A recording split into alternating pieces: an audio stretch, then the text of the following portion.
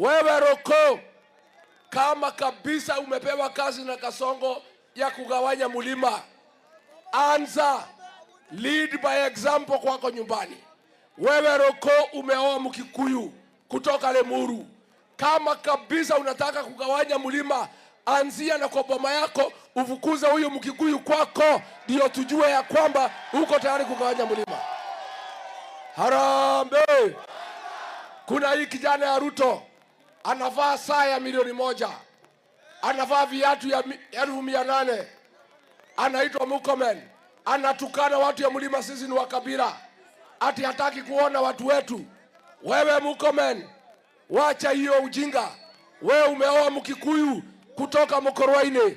Kama unaamini hawa watu ya mlima ni wakabila, huyu mkabila ako kwa boma yako, amekupikia na kupatia watoto, ufukuze yeye, uoe mtu ya kwenu, ndio tujue ya kwamba ni wakabila. Katiguo.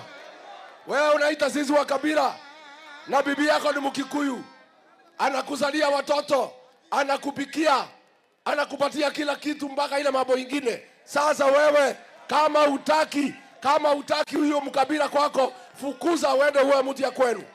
Si ndio?